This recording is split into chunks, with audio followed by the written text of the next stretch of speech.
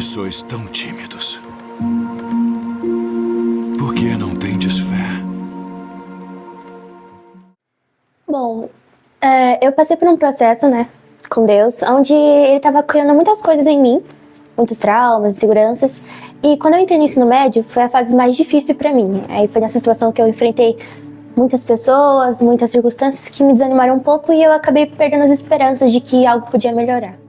Foi a partir do momento que eu recebi a notícia que eu perdi meu pai, porque era uma situação que eu imaginava que podia acontecer com todo mundo, menos comigo. E meu pai é uma pessoa próxima que, a decorrer do tempo, fez falta.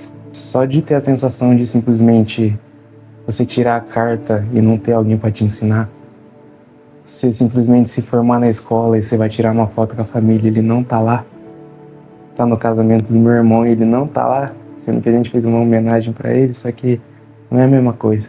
Então, o momento que eu tava decidido de acabar com tudo foi quando realmente eu perdi uma pessoa preciosa na minha vida. Quando eu entrei no ensino médio, eu acabei me envolvendo com um grupo de pessoas que possuíam tipos de fé diferentes da minha. E eu meio que me tornei a única pessoa diferente, vamos dizer assim. Então, eu comecei a ter um embate de fé que eu comecei a duvidar do que eu acreditava. Eu sentia muita tristeza, né? Angústia e acho que um pouco de medo também, de que nada mudasse. Era raiva, dúvida, amargura, tristeza, menos felicidade. Porque eu cheguei ao ponto de chegar numa hora que eu simplesmente cheguei e questionei do porquê. Porque meu pai, ele era presbítero da igreja. A gente era da igreja, firme. E simplesmente, de tantas pessoas para Deus levar, levou meu pai. Dúvida, medo, tristeza, foi tudo misturado. Eu não sabia quem eu era, eu duvidava das coisas que antes eram uma certeza para mim. Então foi um momento de muita confusão, ansiedade. Eu acho que eu não tinha uma perspectiva. Eu acho que eu tava tão triste que parecia que eu não tinha sentido mais sonhar ou ter planos. Eu acho que eu tava preocupada em melhorar no agora, sabe? Tipo, no presente. Eu queria que aquilo passasse. Eu acho que eu não tinha uma visão, não tinha perspectiva de futuro.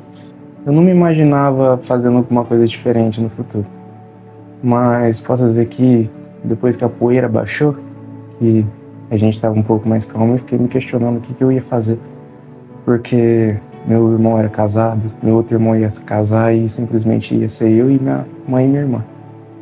Olha, sinceramente, eu achava que eu pararia de ir na igreja, que eu nunca mais seguiria esses caminhos e que eu ia me afastar de tudo mesmo, porque eu realmente era totalmente aversa à ideia de ir para a igreja, eu me sentia perdida lá dentro, então na minha cabeça eu não iria mais.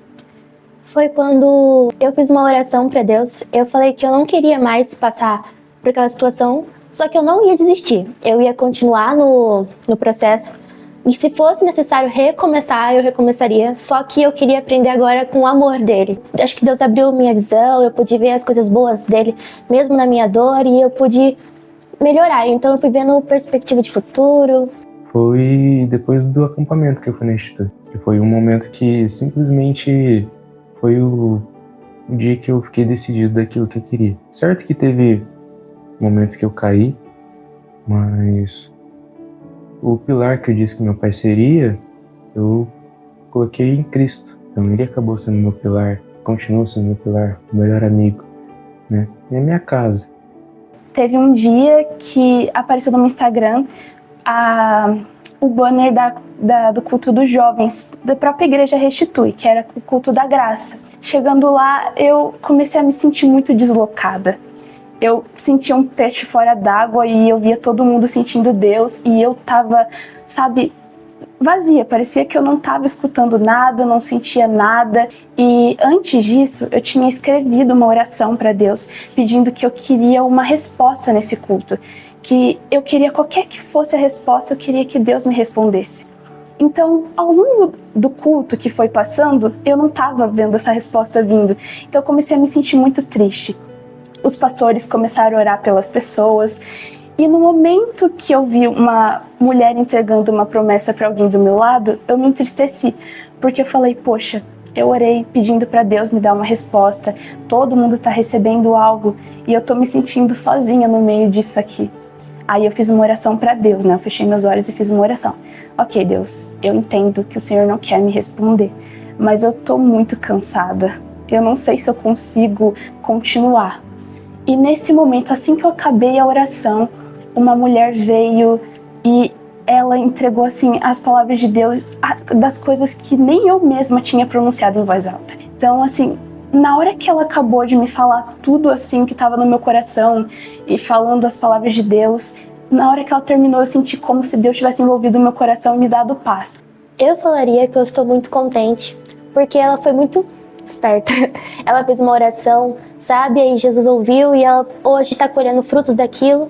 E eu realmente, sabe, valeu a pena ter passado por toda aquela situação, porque hoje, entrando na vida adulta, às vezes a gente enfrenta situações que também não são agradáveis e eu já sei lidar de uma forma melhor. Se fosse antes, eu acho que ia me desesperar, mas agora eu já tenho maturidade suficiente, então foi necessário esse processo. Independente da situação, eu não desanimasse, porque mesmo sendo tão difícil, a única coisa que eu podia fazer é ser forte, porque eu poderia estar mostrando que eu sou forte para os outros, principalmente para minha família, mas torne-se forte na fé, espiritualmente, porque uma hora passa.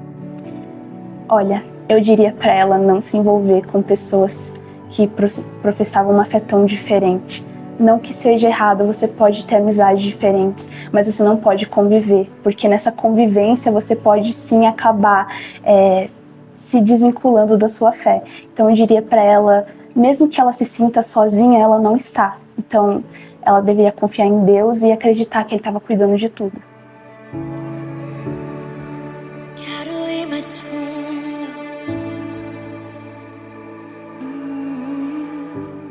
Talvez você esteja se sentindo perdido, com o coração pesado ou com um vazio que parece impossível de preencher. Jesus te conhece profundamente, mais do que você mesmo pode conhecer. Ele vê suas lutas, suas dúvidas e suas feridas. Entregar sua vida a Jesus é abrir o seu coração para um amor que transforma, que cura e que dá sentido à sua existência. Você pode estar se perguntando se é digno desse amor, se há algo que possa te separar de Deus.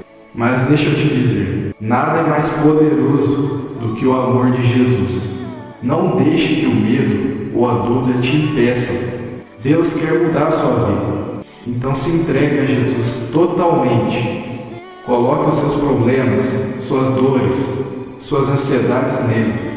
E o resto Ele tudo fará. E tudo que esse mundo pode te oferecer, nada se compara ao que Cristo pode te dar. Vai muito além do que bens materiais desta terra.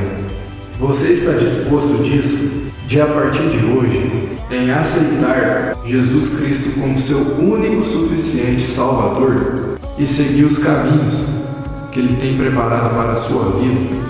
Então creia em Jesus, Ele tudo fará. Apenas creia.